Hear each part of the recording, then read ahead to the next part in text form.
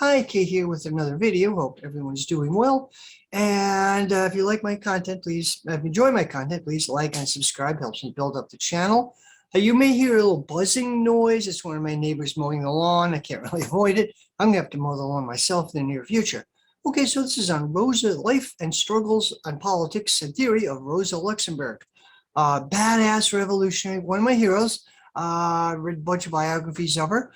She got some things wrong, but she also got a lot of stuff right. And amazing figure, towering figure. Even if she got stuff wrong, she was towered above like a lot of mediocrities in the socialist movement at the time. She was a towering figure, and we need like at least a dozen people like her in the U.S. right now. Okay, so her life is like a lot of intense debate and polemics and stuff, and I'm gonna have to condense a lot, but this is like an introduction to the life of Rosa Luxemburg. I can't exhaustively discuss, and I have to condense a lot. At the end, I will mention like where to read more about it, some good source material. If you want to explore this, I think people should. Okay, Rosa Luxemburg. She was born. She came from a Polish Jewish family, and she was born in the town of Zamość, a small town, and born in Zamość on March 5th, 1871. Okay, the whole background. Poland did not exist as a state, had been partitioned several times in the late 18th century, and big chunk of it belonged to Prussia, was given to Prussia, which then became Germany. A chunk of it was given to the Austro-Hungarian Empire, Silesia, which is kind of part of Poland now, but not largely. No, sorry, part of Ukraine now. And the rump of it, like the Duchy, the Grand Duchy of Warsaw, was part of the Russian Empire. And at this time, there was an intense Russification, like in some areas around Warsaw, in that area, it was against the law to speak Polish in public. And also, Polish was taught as a foreign language. So it was a Russification. The Tsarist rule was brutal. Okay, there was a major income disparity. There was a lot of poverty. There was also some wealthy people, a lot of, and Rosa Luxemburg knows this pretty early on. Also, there was segregation. Like, as I understand, about 20% of the population of Poland at that time was Jewish. But it was like an apartheid system. Jews were allowed to live only in certain areas and ghettos. And I believe this continued even to the late 19th century. Like, it went away, and type of segregation went away like in Europe in the 18th, 19th century, but up into the late 19th century, it still exists. Type of segregation still existed in Tsarist Russia. There were ghettos, and Jews were allowed to live in certain areas and restricted as to their occupation. Okay, so Rosa's family kind of struggled initially, and then they became more prosperous. Either her father or her grandfather was a timber merchant, like they bought timber from the Baltic countries, sold elsewhere. And when Rosa was 3, her family moved to Warsaw. Okay, well, yeah, Rosa she lived in a multilingual household. In her home, they actually didn't speak Russian, they spoke Polish and German. Her family was oriented towards German culture. Her father went to university in Germany. Her mother was really into German literature. In fact, Rosa had a bit of an adolescent rebellion. Her mother was into Schiller, Friedrich Schiller, famous German playwright. Well, Rosa said, I can't stand Schiller. It's like a teenage rebellion thing. I hate Schiller. Now, this may sound a bit unusual with the Holocaust, but often like Eastern European, like well-to-do or the middle class Eastern European Jews look towards German culture. The pogroms and the persecutions were more in Eastern Europe and Russia, and Eastern Europe and Poland. They look towards Germany as a much more cultured place. That's why I knew when I went to college. Long story, but there was a debate for philosophical. There's a big debate. And a bunch of like professors and intellectuals had this. I forget what they were debating on. It's a philosophical topic. One of the debaters, and they all basically agreed with one another, but one of the debaters was a Reform rabbi, young guy in his 30s. He said something, came from a Lithuanian Jewish family background. He said, I'm culturally German. That's why when I was found out about the Holocaust, I was shocked that the Germans did this to us. You talk about country, I'm culturally German. He apparently studied Hegel in high school, and his family spoke German. He was an American. Anyway, interesting. So anyway, just interesting aside. So Rosa's family, like, sort of only spoke German and Polish at home. Also, Rosa was really good. She was gifted. She was the youngest of 5 brothers and sisters. She was intellectually gifted at a really young age. She could pick up languages. She spoke, Polish, German, Russian, Hebrew, Yiddish, and French. Oh yeah, and she had a deformed hip when I think it was when she was delivered. The doctor kind of screwed up, and she had problems a bad hip and a bad foot and leg, kind of some, she had a mild limp. She was sort of semi-handicapped throughout her life, so that's an issue. Okay, and she was really short. Okay, she went to a girls' gymnasium. Jews weren't allowed in the public schools at that time in Poland or the Russian Empire. She went to a girls' gymnasium, and she didn't really fit in. A girl, it was for upper middle class girls. It didn't really fit in. She was Jewish. She wasn't conventionally pretty. So, but she did find an outlet, and she was involved in revolutionary politics. We don't know exactly what she did. The first socialist party in Poland was something called the Proletarian Party. There were 3 iterations of it. With somewhat different politics. It was really difficult to organize in that situation. The people tried to organize the working class, organize workers, and they were periodically arrested or hung or shot. It was really difficult to organize. So it had to be a semi-underground or underground. There was this group called, the Russian Narodniks, populist movement.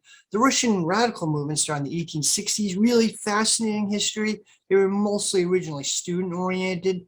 The Narodniks were kind of populist. They wanted a type of agrarian socialism, peasant-based socialism, based on the Mir, which was the Russian peasant commune. They kind of romanticized the Mir. They didn't believe Russia was capitalist, and they felt Russia could develop its own version of socialism through the Mir, these peasant communes. Marx, interestingly, towards the end of his life, might have been somewhat sympathetic towards it. It's a really complicated debate there.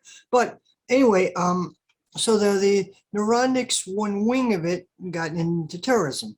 They tried the politics of the deed or war of attrition, shoot czarist officials, kill as many as you can, and that would help trigger a revolution. That didn't happen, of course. It was a dead end, politically a really dead end. But anyway, the Narodniks influenced the Proletarian Party.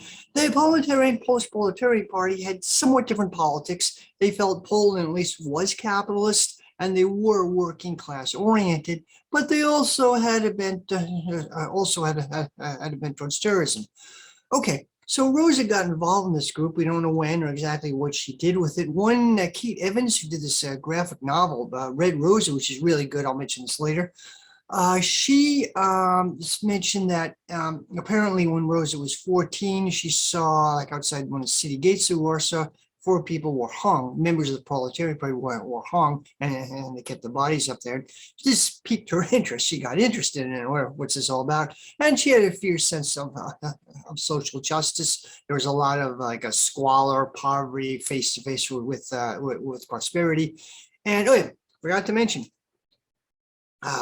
Rosa had been through a pogrom. I don't know how old she was when she was a little girl. I don't know how, after her family moved to Warsaw, I don't know how old she was. But apparently there were mob attacks. A mob would burn down. They started in the working class area of Warsaw, then worked their way up to more prosperous areas. They'd burn, loot, kill people. I don't know the details, but the Tsarist police allowed it to happen. They stood down and allowed it to happen. And Rosa lived through this. It left a mark on her. She was a good public speaker, really great public speaker, but she was afraid of crowds. She was afraid of crowds, so it did leave a mark on her. And I've had friends of mine who were actually involved in that in India, who had been through that in India. One, a Muslim friend who was in Gujarat, and they were in the 90s. There was horrific ethnic violence, whipped up by the current Prime Minister of India, Modi, and she was in the car with her family and mobs surrounded. It was a terrifying experience. I have another friend who's a Hindu who is from Assam.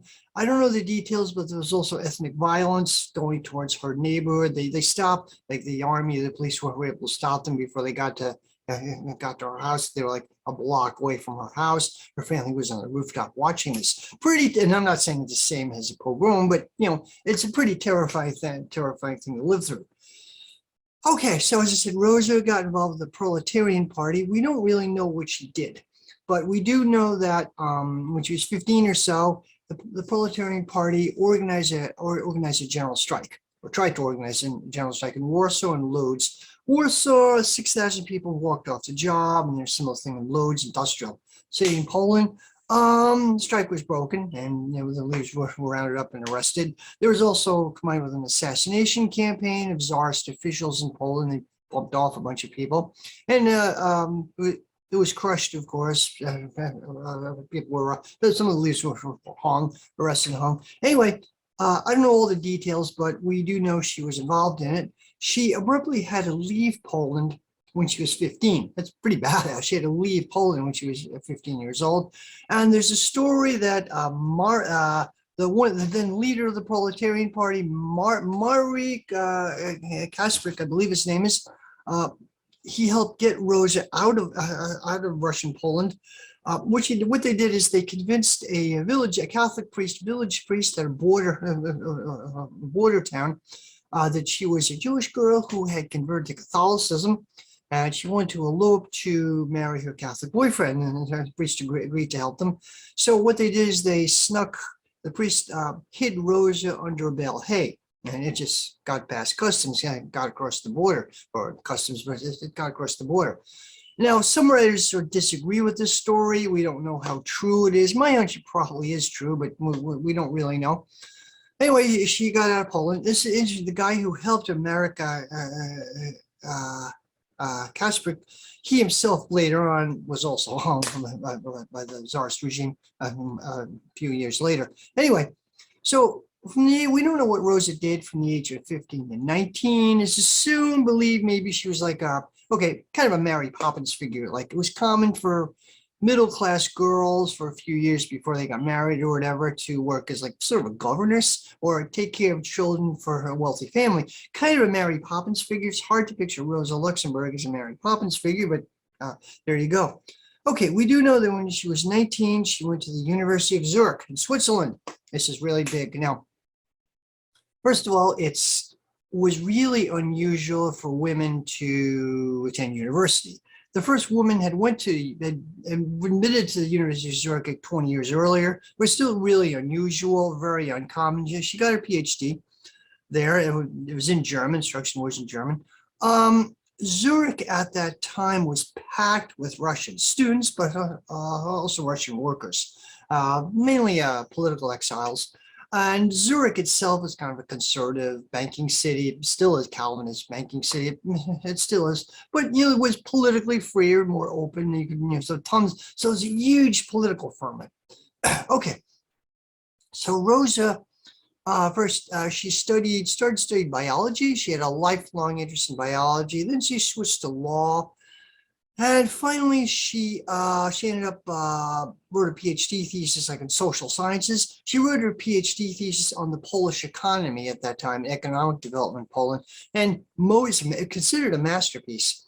I think it's not really written from a Marxist perspective, although she was a Marxist by then, kind of sort of mainstream, but she had proposals for the development of Poland, and most of what we know about the Polish economy at that time was from her writing. Really, she did amazing research on it.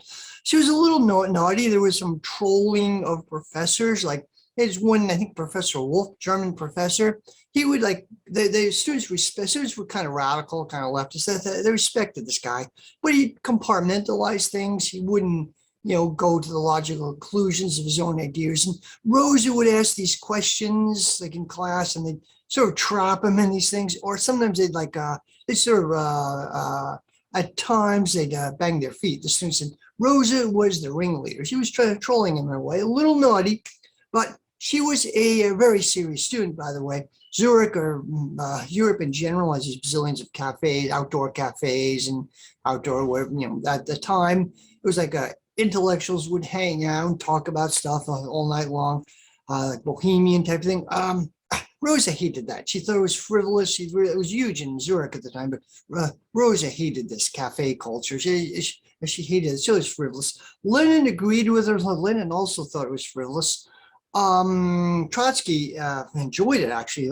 Trotsky spent some time in New York City. That's one of the things he missed about New York. It doesn't have that. Didn't have that. Okay. Now, I said there was huge political political ferment. Rosa was involved in politics, of course. She met her, what we call today, life partner, Leo Jokiches.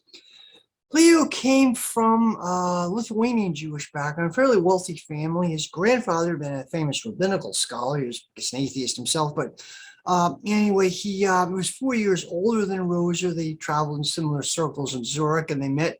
And they were what called life partners. They never got married for a variety of reasons, but they remained life partners. They didn't always live together large periods. Apparently, they didn't on and off. But okay. Anyway, Leo was they worked as a team. Leo was an organizer, good political organizer. Rosa was a theorist. Leo was apparently at times a bit of a control freak, and maybe a bit jealous. Rosa was intellectually ahead of him, a bit jealous of him at times, but they did work as an activist couple. Okay, as I said, there's a lot of political ferment going on in Zurich and a huge Russian expat community. There's this guy named George Plekhanov. I don't know how to say George in Russian, but George Plekhanov, he's considered to be the father of Russian Marxism. And he didn't introduce Marxism to Russia, but he developed a movement. He built the movement. And he had this organization in Switzerland called Emancipation of Labor, which was kind of the ancestor of all the Marxist socialist groups in Russia, like Bolsheviks and the Mensheviks, kind of the original distant ancestor of it. His book is called, famous book, The Monist Theory of History. I have a copy of it. I saw it at a thrift store, a Goodwill store. I haven't read it, but I tried to read it. It's pretty dense. I'll probably tackle it one of these days. It's in one of my bookshelves here, kicking around somewhere. Okay, so think about Plekhanov, brilliant guy. He also collaborated with Friedrich Engels. Engels was the collaborator of Karl Marx. Marx had died, I think, 1886. Engels lived until 1895. But anyway, after Marx died, Engels and Plekhanov collaborated. I believe Plekhanov came up with the term dialectical materialism, like Marx. Now, Marx obviously used a dialectical materialist method, but he didn't use that term. Plekhanov developed that term and gave him a codify, like the philosophy of Marxism after Marx died. Okay, so the thing is, Plekhanov himself was a dickhead. He mentored like Lenin, Markov, a lot of people, later big figures in the Russian socialist movement, but he was a control freak. He really broke with anyone who developed, like, who disagreed with him or who showed more, who grew. He was a mentor, but who grew out of his influence. He turned against him. He bitterly turned against a whole bunch of people. Later on, he moved to the far right, like by the time of World War, where he supported Russia's, well, still claiming to be a Marxist. While he supported Russia's entry into World War I, he opposed the Russian Revolution. He died shortly thereafter. Interesting character, kind of interesting character. He made a valuable contribution, but he was warped.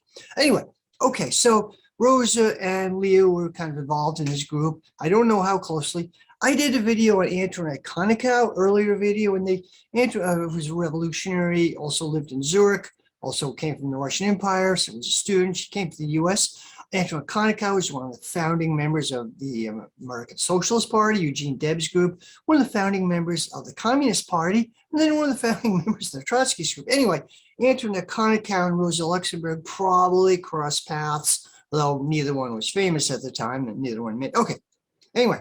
There we go. So Leo and Rosa were involved in Plekhanov's group. However, Leo Jokiches had a major falling out with Plekhanov. Jokiches had this plan to smuggle socialist literature into Lithuania. And they had disagreements over the distribution of profits, like when distribute profits to their various projects. And Plekhanov wanted the lion's share of it, and Jokiches said, no, I don't know. And they had a bitter split, and Plekhanov hated them. Now, as I said, Plekhanov was a collaborator of Friedrich Engels, and tried to poison Engels about Rosa and Leo, like, don't trust those people, they're con artists. And the Russian socialist, Russian radical movement did have a fair share of scam artists. It did happen, but I don't. Anyway, he tried to poison Engels about Rosa and Leo. I don't know what Engels himself thought about this. I don't know what his reaction. Okay, so the early on when Rosa was in Zurich, the Polish socialist movement had a regroupment, and the remnants of the Proletarian Party, they had this group called the Workers' League in Poland, which was an offshoot of the Proletarian Party, but they took on a life of its own. So then there were some other groups, so the Proletarian Party and the Workers' League and several other groups, remnants of them merged, and they formed something called the Polish Socialist Party, or the Socialist Party of Poland, or something like that.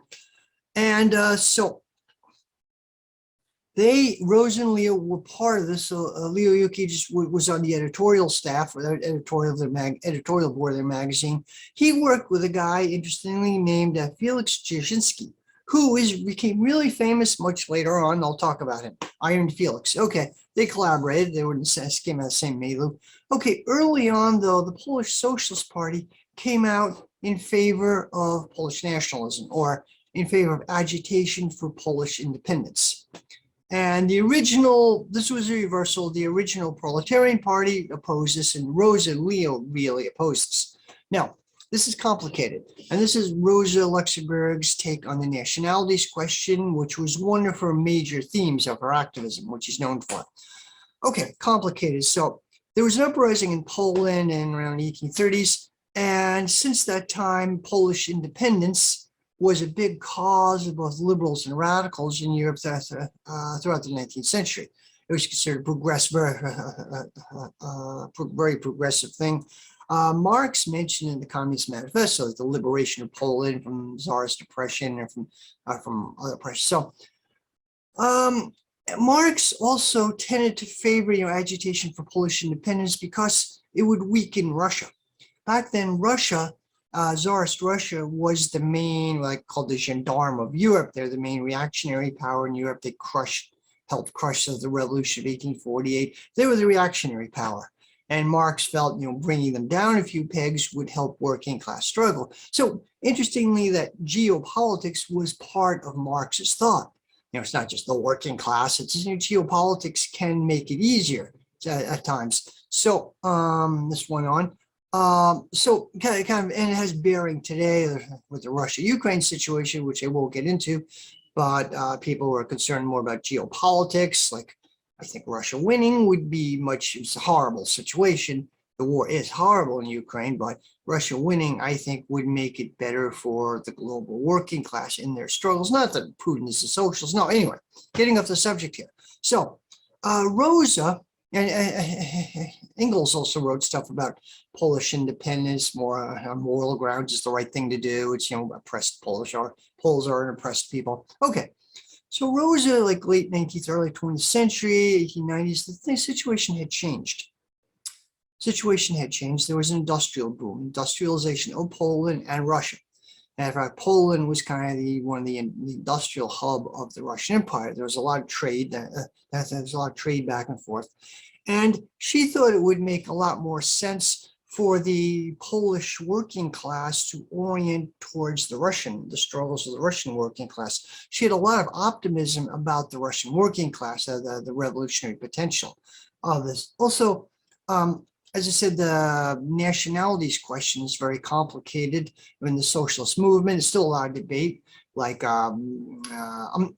I'm not explaining this that well, but okay, Quebec independence, Quebec seceding from Canada, or Scottish independence. There's so many places. It's a complicated thing because states are basically run by the bourgeois class. State is a bourgeois state. A nation state is a bourgeois institution.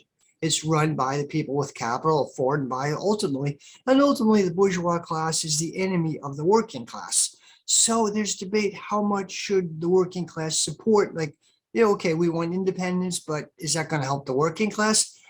Sometimes it will and sometimes it won't. It's just a really complicated debate. There's such a thing as national oppression, there's class oppression. On top of that, there's national oppression, which kind of dovetails with class oppression. So a working class, sometimes like nationalism or like independence of an oppressed people can be an appropriate thing if it's combined with class struggle, often can be only realized through class struggle. So it's a complicated debate.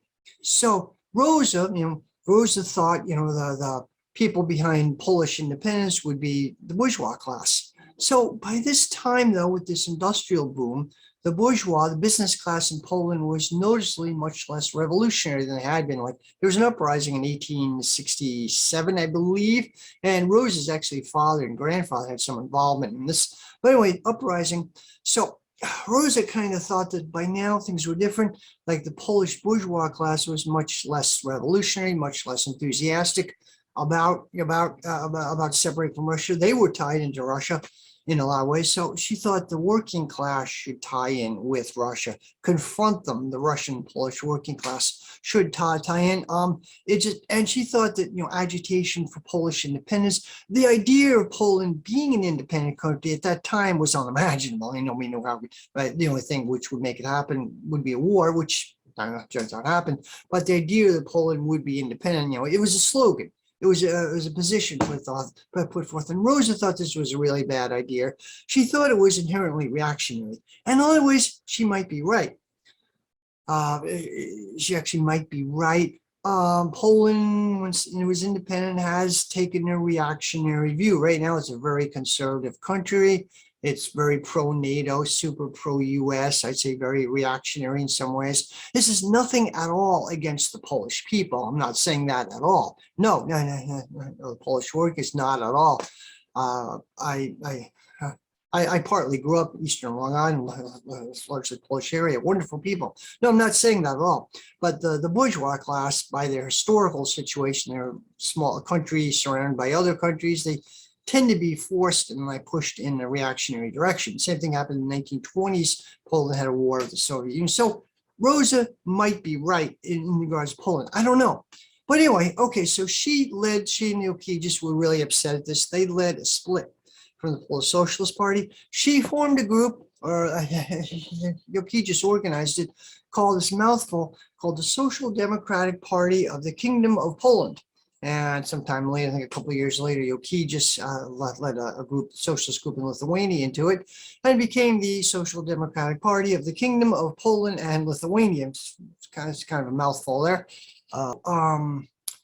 Rosen, especially Leo Joki, just organized the Social Democratic Party of the Kingdom of Poland and later Lithuania. And there was a split in the Polish Socialist Party. Most of the internal organization in Poland went with Rosa's group. Then the leaders were in exile. The leaders of this Polish Socialist group were in exile. They were not in Poland. They were seriously pissed, like a lot. And there were some really fiery debates. And they were both part of the Socialist International, international movement. And they were constantly meeting very much in the international movement. The leaders of this one Polish nationalist from a Polish group were seriously pissed. And there were some really sharp polemics. Well, Rosa spoke in defense of this. She explained her view of the nationalities question in, I think, a Socialist International Conference. But this is the second international. It was founded, I think, 1886. I'm not sure. But so I think it was in Zurich, but I'm not sure about that. But Rosa got up and made this fiery speech defending her position. Interestingly, Engels and Plekhanov were there. I think Plekhanov, he was an enemy. I think Plekhanov kind of agreed with Rosa, but Rosa made a name for herself. It was electrifying. Like, who is this person? She's young. She's a student then. She's Jewish. She's a woman. Like, who the hell is this person? Came from out of nowhere. And she made some really big political enemies early on. Okay.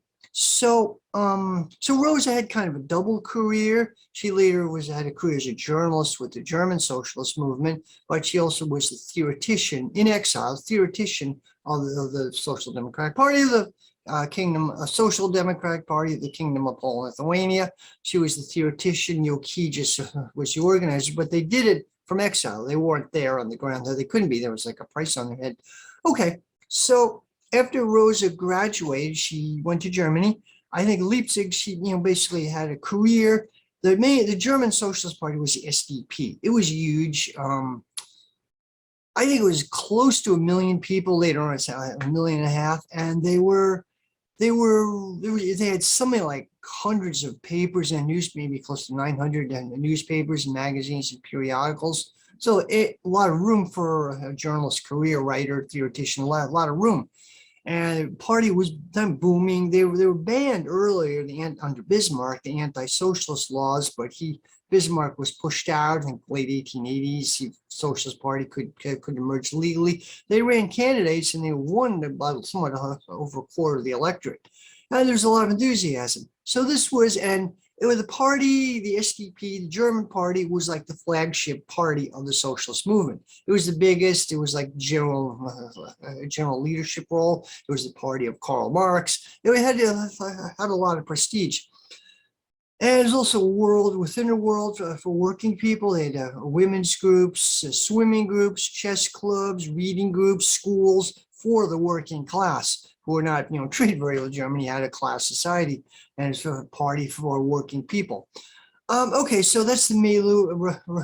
Rosa came in and she worked for the SPD. She had kind of a double career with her Polish socialist group at the time. Okay, she, I believe, got a job, writer, editor of a newspaper in Leipzig, but she had a lot of enemies. People were not nice to her. They pushed her out. A while later, she worked for a socialist daily, a socialist paper in Berlin, and a variety of other papers.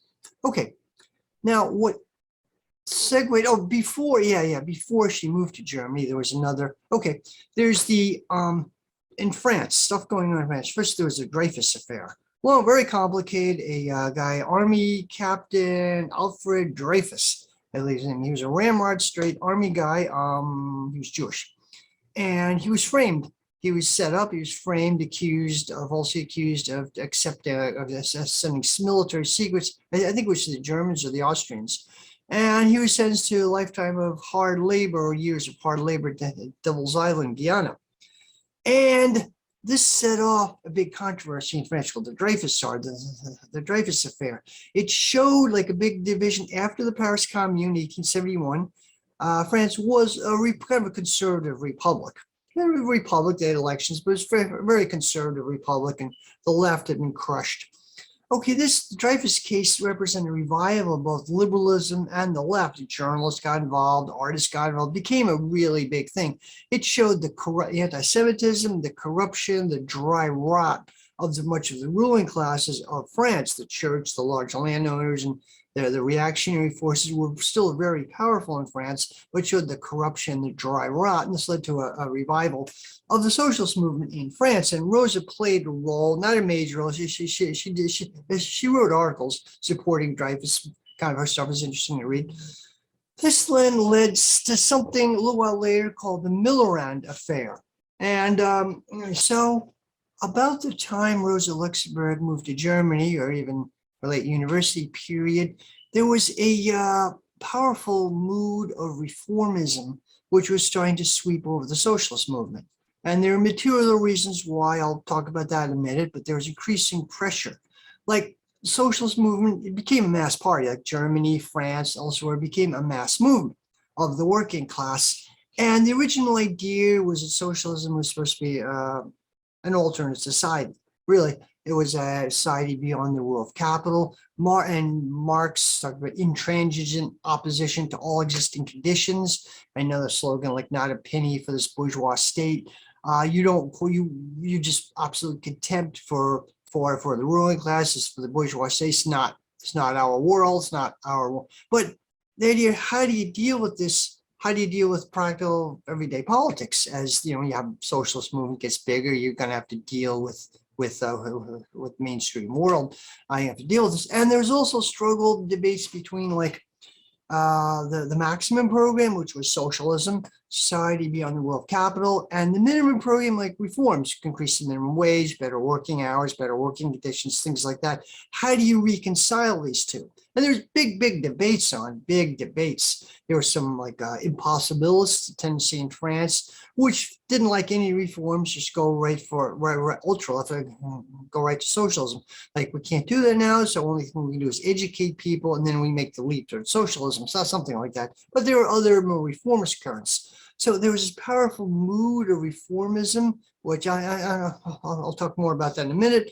And for one of the first stirrings of that was something written by Friedrich Engels, believe it or not, the collaborator of Karl Marx. Engels died in 1891. I forget the year, maybe 1892, 1893, thereabouts. Okay, Engels wrote something called the preface to the second edition of The Class Struggle in France.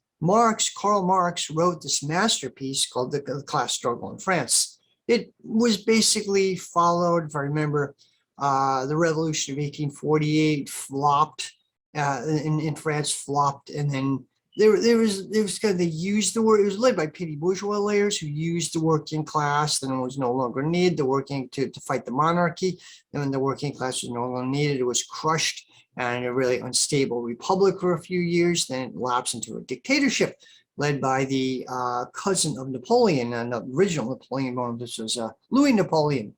And he had Louis Napoleon basically was emperor of France, like a copper dictatorship for 20 years. And Marx wrote the amazing analysis of what was going on.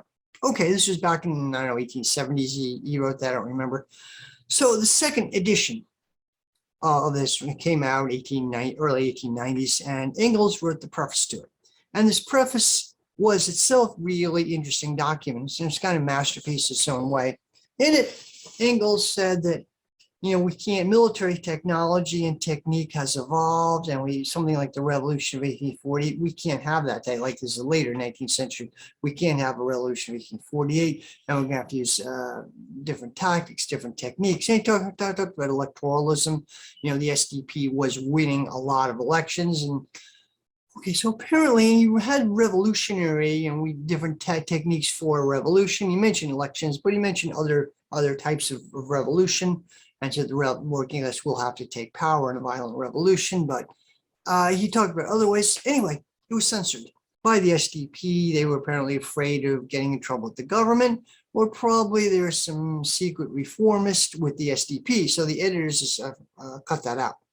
So what looked like Engels was saying that, we can't have a revolution anymore because the military technology has changed, but we can win elections. So it was interpreted as being highly reformist.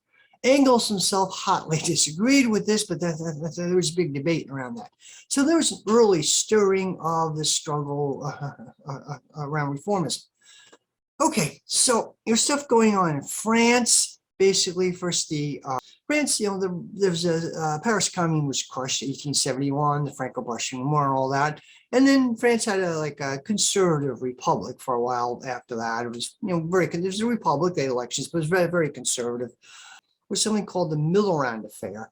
And I kind of forget the year, I think it was later in the 1890s, I forget the exact year. The Millerand Affair. Millerand was a French lawyer, and a group around him. He was an opportunist, personal and political opportunist. He joined one of the French socialist parties. There are like 3 socialist groups. He joined one of them. And he was invited to accept a cabinet position in a bourgeois government, like President Waldeck Rousseau, was a liberal, I guess, and socialists accept this position in the bourgeois class were the class enemy. They were the enemy. So should you accept this position? Well, there was this huge debate. Some people said, yeah, he should accept it. The working class will have some representation in this government. Other people said, no, not at all. It's violating our basic socialist principles. We have to stand in opposition to the bourgeois state. Ultimately, it'll be self-defeating for the working class because you're going to have to legitimate and promote being a cabinet. You're going to have to promote a government which is ultimately that of the class enemy. There'll be innate contradictions. So Rosa played a big role in this. She said definitely not. Definitely, as I said, it's going to promote the class enemy. It's going to reinforce the bourgeois state. The workers' movement shouldn't do that. We have to organize on our own. One of the proponents of it was a guy named Jean Jaurès, famous French socialist. He was today what we call a social democrat. An honorable social democrat, not like a scumbag like Tony Blair, for example. He was more like Jeremy Corbyn, but somewhat more intellectual, like Jeremy Corbyn with a PhD. He was an honorable guy and a better figure than Jeremy Corbyn, actually. Anyway, he's an attractive figure. He was, today we call social democrat. Back then, the term social democrat meant socialism, meant social. Like Rosa Luxemburg will talk about the social democracy, it just meant socialist. Today, social democrat means reformist, basically somebody who wants to manage capitalism in a social direction, or basically reform capitalism. And the socialist parties in Europe today are thoroughly social democratic. Olaf Scholz in Germany, he has nothing to do with socialism, doesn't claim to have anything to do with socialism. I'm saying reform. Okay, anyway. So back then, social democrat meant socialist. So anyway, so Rosa and Jaurès had these debates, and kind of an interesting, really interesting interesting event.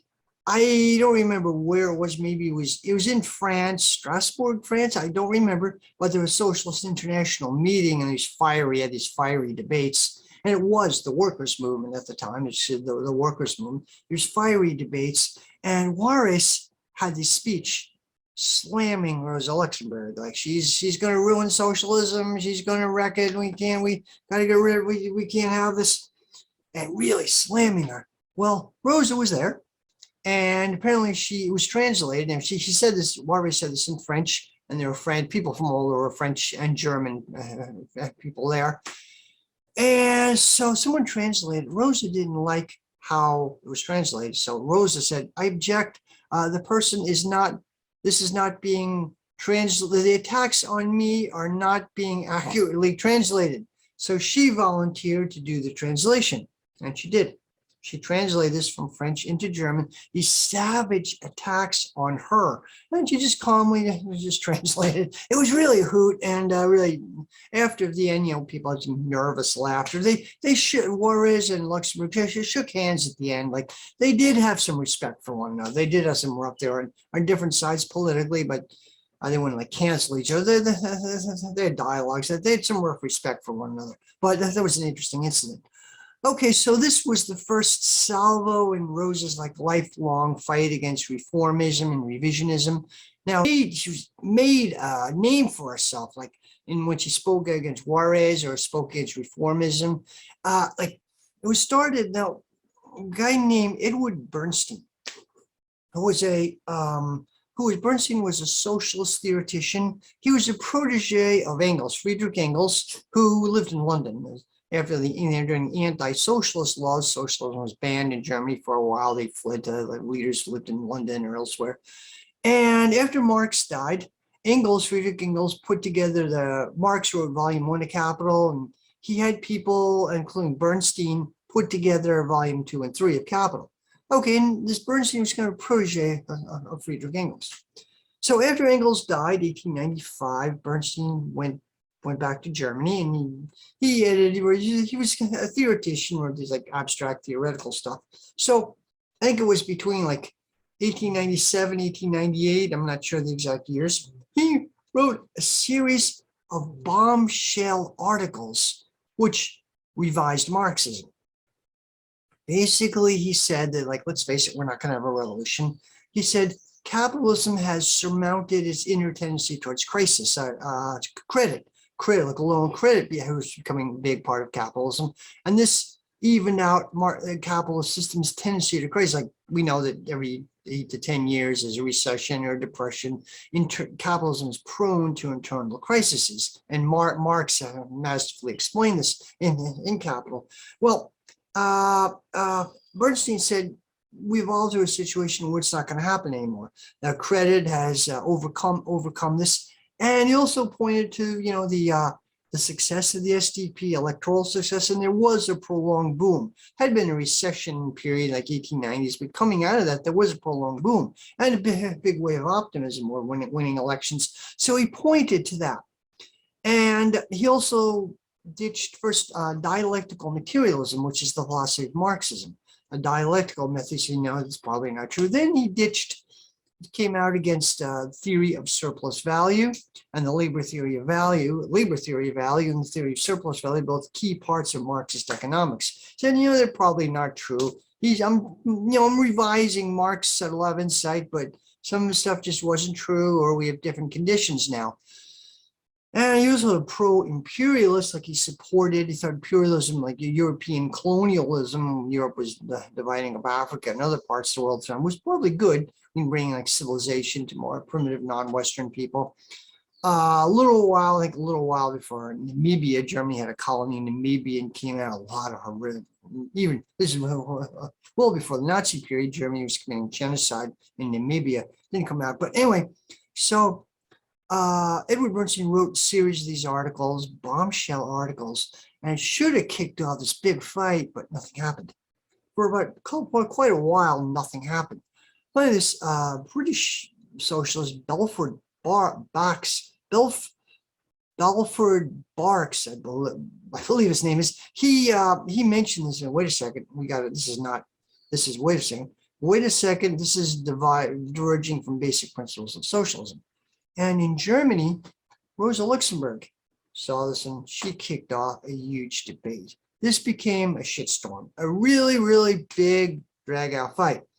And another guy named Kautsky, who is considered to be the theoretician of the Socialist International. He was a huge figure in the socialism back then. Later, he's kind of forgotten, but he was a huge, huge figure and very influential. He wrote a series of books, The Road to Our Power, and how the working class could seize power, and he wrote some interesting stuff. Big influence. Lenin said like he's our teacher. He became later on. He went off.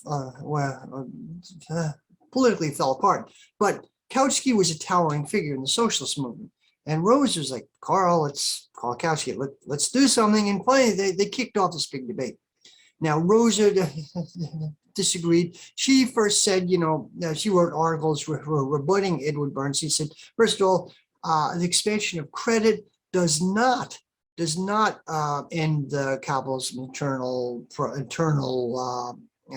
propensity towards crisis. She pointed out instead a lot of liquidity, a lot of credit in the economy would lead to a crisis of overproduction. And people compared this to today, like to the crisis of 2008, the famous crisis of 2008, when there was a lot of liquidity. People were like buying up homes when they couldn't really afford it. They were pumping all this money in easy loans, and all of a sudden it dried up and people were screwed. It's created a huge liquidity crisis, a huge crisis. And Rosa Luxemburg predicted that this kind of stuff would happen. Capitalism would still have an innate propensity, internal propensity towards crisis. Marx's ideas were still true. And then she also said, that we can't, the working within the context of the bourgeois state, like Bernstein wanted to merge with liberals. This created this really, really big fight, and went on for a couple of years, went on for quite a while. There were three big conferences, social, where they had an open debate. Now, the leadership of the SPD, Socialist Party of Germany, was in a quandary.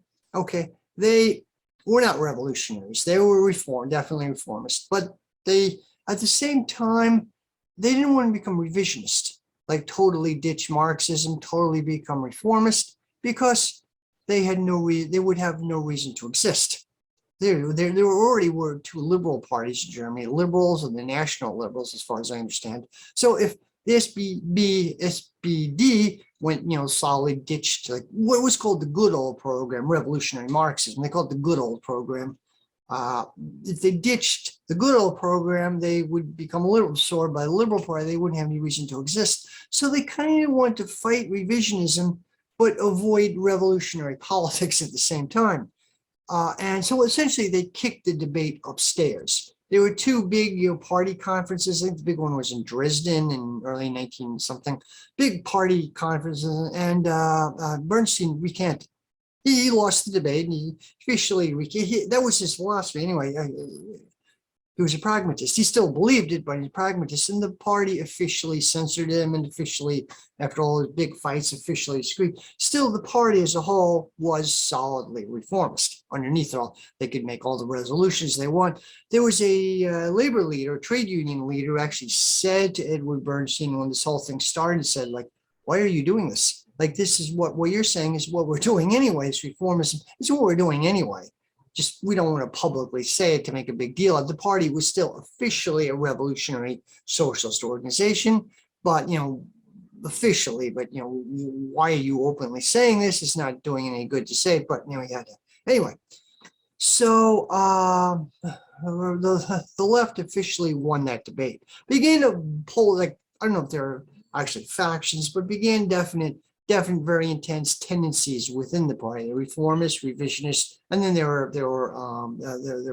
the people who favored the good old program, revolutionary Marxism. This began. Kautsky himself in these debates became increasingly weaker. Articles he wrote and stuff he put out. There's one incident. Kautsky and Luxemburg, Rosa Luxemburg, collaborated. They were friends originally. They lived across the street from each other in Berlin for a time. Her apartment was opposite Carl and Louise Kautsky. The Kautskys lived right across the street. And she'd come over and play cards in the evening. They were friends on a social basis, and they collaborated in this fight against revisionism. And Rosa was basically in the leadership now. So anyway, what happened is they had this one incident where they were Kautsky and his wife and Rosa and some other people took like a working vacation in this resort beach town. I don't remember. I think it was Flensburg, but I don't remember. It was where it was like a working vacation, and they were going to hammer out this very brilliant rebuttal to this revisionist bullshit.